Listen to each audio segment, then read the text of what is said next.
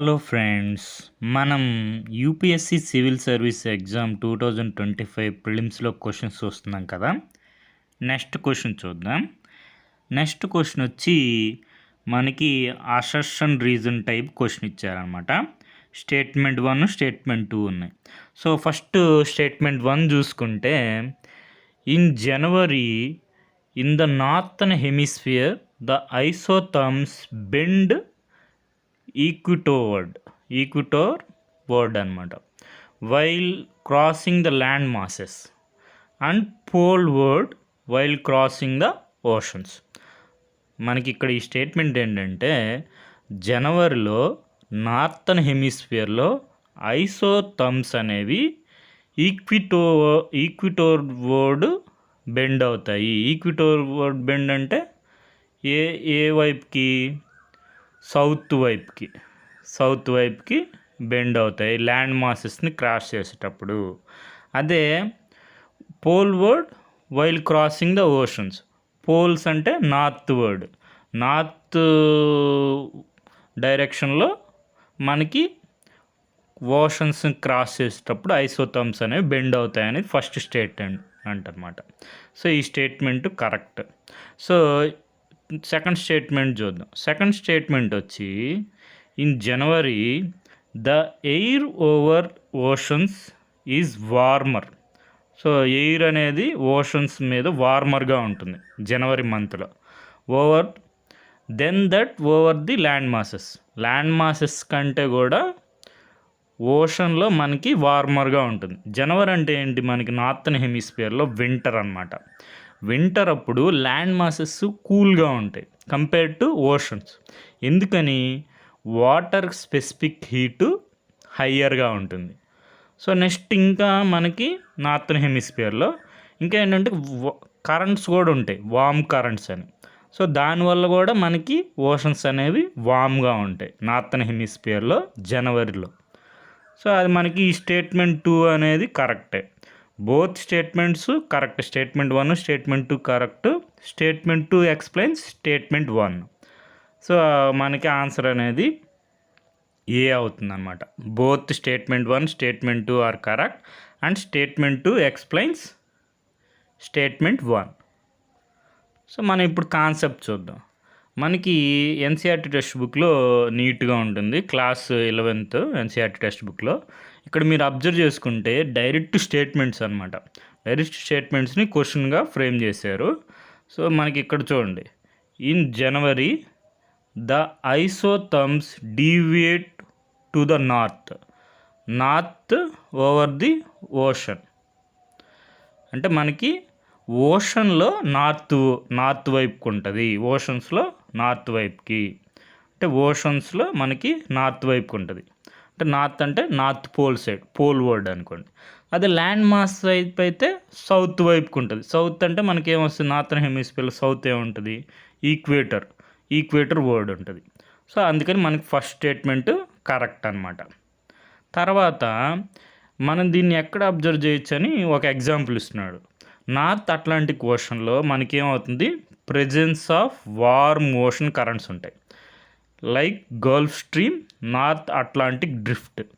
So వీటిని note చేసుకుంటానండి, రాబోయే ఎగ్జామ్స్లో క్వశ్చన్స్ రావచ్చు. వార్మ్ ఓషన్ కరెంట్స్ ఏవని అడిగితే మనకి Gulf Stream, North Atlantic Drift అనేవి వార్మ్ ఓషన్స్. ఈ వార్మ్ ఓషన్ కరెంట్స్ అనమాట. సో వార్మ్ ఓషన్ కరెంట్స్ వల్ల ఏమవుతుంది? నార్త్ అట్లాంటిక్ ఓషన్ అనేది వార్మ్ అవుతుంది. వార్మ్ అయితే మనకి ఐసోథర్మ్స్ ఎలా బెండ్ అవుతాయి? నార్త్కి బెండ్ అవుతాయి. వార్మ్ ఉంటే నార్త్, కూల్ ఉంటే సౌత్ వైపుకి బెండ్ అవుతాయి అన్నమాట ఐసోథర్మ్స్ అనేవి. సో ఈ మనకి సెకండ్ స్టేట్మెంట్ కూడా కరెక్ట్. సెకండ్ స్టేట్మెంట్ అనేది ఫస్ట్ స్టేట్మెంట్ని ఎక్స్ప్లెయిన్ చేస్తుంది. సో ఇక్కడ మనకి నీట్గా ఎన్సీఆర్టీ టెక్స్ట్ బుక్లో మనకి ఐసోథర్మ్స్ జనవరి మంత్లో ఇక్కడ చూడండి, ఏదో ఒక ఐసోథర్మ్ తీసుకోండి. ఇది తీసుకుందాం మనం. ఇది తీసుకుంటే మనకి ఇక్కడ చూడండి, ఓషన్స్ వచ్చినప్పుడు ఎలా మూవ్ అవుతున్నాయి? ఓషన్స్ వచ్చినప్పుడు ఇట్లా పైకి మూవ్ అవుతుంది, అంటే నార్త్ వైపుకి మూవ్ అవుతున్నాయి. అదే ల్యాండ్ మాస్ వచ్చినప్పుడు ఈక్వేటర్ వర్డ్ వస్తున్నాయి కదా సౌత్ వైపుకి. సో అదే మనకి ఫస్ట్ స్టేట్మెంట్ అనమాట. మనకి ఇక్కడ డిస్ట్రిబ్యూషన్ ఆఫ్ టెంపరేచర్లో ఎక్స్ప్లెయిన్ చేస్తుంటారు. ఐసోథర్మ్స్ అంటే ఏం లేదు. ఐసోథర్మ్స్ అంటే లైన్స్ అనమాట, joining places having equal temperature. Equal temperature ఉండే ప్లేసెస్ అన్నిటిని జాయిన్ చేసేదాన్ని ఐసోథర్మ్స్ అంటారు. ఇందాక మనం 10 డిగ్రీ సెల్సియస్ చూసాం కదా, ఈ 10 డిగ్రీ సెల్సియస్ టెంపరేచర్ ఉన్న ప్లేసెస్ అన్నీ జాయిన్ చేస్తే అప్పుడు మనకి ఐసోథర్మ్ అనేది వస్తుందన్నమాట. సో ఇక్కడ మనకి ఇక్కడ ఇచ్చిన చూడండి, నార్థన్ హెమిస్ఫియర్లో జనవరి మంత్లో ఐసోథర్మ్స్ అనేవి నార్త్కి వెళ్తాయి. మనం చూసాం కదా, ఒక ఐసోథర్మ్ తీసుకొని నార్త్కి వెళ్తాయి ఓషన్స్ ఉన్నప్పుడు. అంటే నార్త్ అంటే పోల్ వర్డ్. అదే ల్యాండ్ మాస్ వచ్చినప్పుడు సౌత్కి వస్తున్నాయి. సౌత్కి వస్తే ఈక్వటోర్ వర్డ్ అనమాట. అది మనకి ఫస్ట్ స్టేట్మెంట్. ఎందుకు అట్లా అంటే మనకి స్పెసిఫిక్ హీట్ డిఫరెన్స్ ఉంటుంది వాటర్కి, ల్యాండ్ మాస్కి. నెక్స్ట్ వార్మ్ ఓషన్ కరెంట్స్ ఉంటాయి. Warm ocean currents like Gulf Stream, North Atlantic Drift అనమాట. సో దానివల్ల కూడా ఓషన్స్ అనేవి వార్మ్గా ఉంటాయి. ఇది మనకి సోర్స్ వచ్చి class 11th NCERT text book fundamentals of physical geography. So మనకి ఈ question 2025 UPSC civil service exam ప్రిలిమ్స్లో వచ్చింది కదా. 2024లోనే సేమ్ క్వశ్చన్ అడిగారు, అంటే డిఫరెంట్గా అడిగారు అంతే. అదే క్వశ్చన్ 2025లో కూడా అడిగారు. ఈ క్వశ్చన్ చూద్దాం. ఈ క్వశ్చన్ మనకి ఇప్పుడు కాన్సెప్ట్ అంతా తెలుసు. ఈ క్వశ్చన్ మనం ఆన్సర్ చేయగలుగుతాం. Which one of the following is are correct అని అడుగుతున్నారు. డేట్ల గురించి isothermal maps month of January, ఇప్పుడే చూసాం కదా మనం ఐసోథర్మల్ మ్యాప్స్ జనవరి మంత్లో. సో మనకి ఏం జరుగుతుంది ఇక్కడ, isotherms deviates to north over ocean. మనం చెప్పుకున్నాం కదా, ఓషన్ ఉన్నప్పుడు నార్త్కి వెళ్తున్నాయి అంటే పోల్ వర్డ్ వెళ్తున్నాయి, నార్త్ వైపుకి వెళ్తున్నాయి. ల్యాండ్ మాస్ ఉన్నప్పుడు మనకి ఐసోథర్మ్స్ అనేవి ఈక్వటోర్ వర్డ్ వస్తున్నాయి అంటే సౌత్ వైపుకు వస్తున్నాయి అని చెప్పుకున్నాం కదా. అదే ల్యాండ్ మాస్ అంటే కాంటినెంట్. ఓషన్ ఉన్నప్పుడు north. So first statement correct. Next second statement చూడండి. Second statement presence of cold ocean current అన్నారు. Cold ocean currents Gulf Stream అన్నారు. మనకు తెలుసు Gulf Stream, North Atlantic Drift అనేవి కోల్డ్ కాదు, వామ్ ఓషన్ కరెంట్స్. అందుకే మనకి నార్త్ అట్లాంటిక్ ఓషన్ అనేది వామ్ అవుతుంది, కోల్డర్ కాదు. సో అందువల్ల మనకి ఐసోథర్మ్స్ అనేవి నార్త్ కాదు, ఎట్లా మూవ్ అవుతాయి, సౌత్కి మూవ్ అవుతాయి. ఎట్లా మూవ్ అవుతాయి, ల్యాండ్ మాస్ ఉన్నప్పుడు సౌత్కి మూవ్ అవుతాయి. సో మీరు మొత్తం చేంజ్ చేస్తారనమాట, రివర్స్ చేస్తారు స్టేట్మెంట్ని.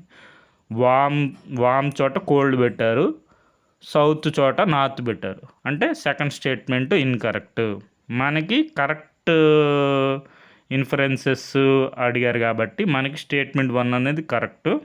కాబట్టి ఆన్సరు ఏ అవుతుంది, 1 ఓన్లీ అనేది కరెక్ట్ అనమాట. సో ఇది కాన్సెప్ట్ చూసుకోండి. ఇవే మనకి ఐసోథర్మ్స్ మ్యాప్స్ అనమాట.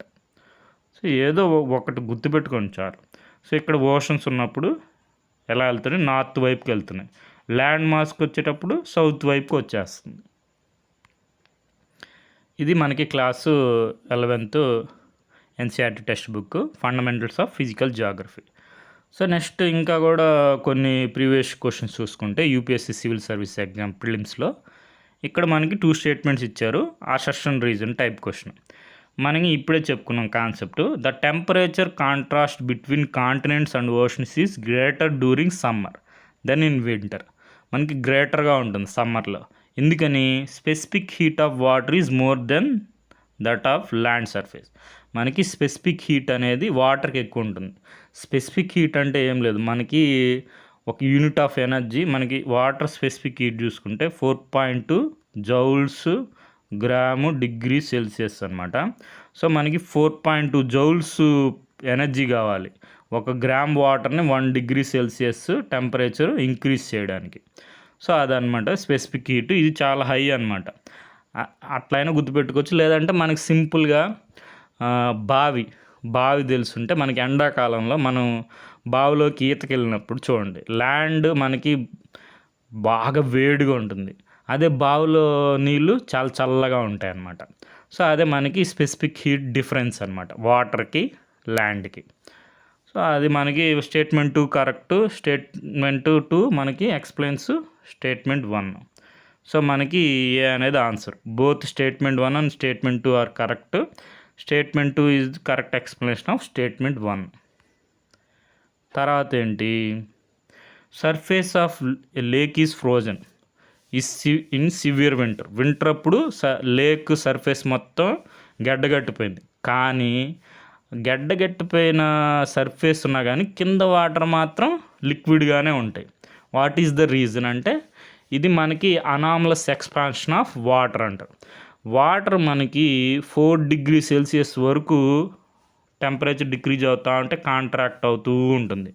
కాంట్రాక్ట్ అవుతూ ఉంటే డెన్సిటీ ఇంక్రీజ్ అవుతూ ఉంటుంది 4 డిగ్రీస్ వరకు. నెక్స్ట్ 4 డిగ్రీస్ టు 0 డిగ్రీస్ వరకు కాంట్రాక్ట్ అవుతుంది వాటర్, టెంపరేచర్ డిక్రీజ్ అవుతుంటే ఎక్స్పాండ్ అవుతుంది అనమాట. దాన్నే అనామలస్ ఎక్స్పాన్షన్ ఆఫ్ వాటర్ అంటారు. అందుకని మనకి 4 డిగ్రీ సెంటిగ్రేడ్ దగ్గర డెన్సిటీ అనేది వాటర్ది మ్యాక్సిమం ఉంటుంది. సో అందువల్ల మనకి లేక్ అంతా ఫ్రోజ్ అయిపోయినా కానీ కింద వాటర్ మాత్రం లిక్విడ్లో ఉంటుందన్నమాట.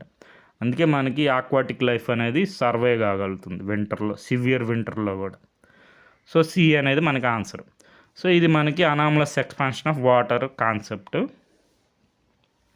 సో ఇది వల్లే మనకి ఇంపార్టెంట్ ఫ్యాక్టర్ అనమాట. కోల్డ్ రీజన్స్లో top layer of the pond freeze అయిపోయినా కానీ బాటమ్ పాండ్ అనేది లిక్విడ్గా ఉంటుంది. దానివల్ల మనకి ఆక్వాటిక్ యానిమల్స్ అనేవి సర్వే అవుతున్నాయి. సో అది okay friends, thank you for watching.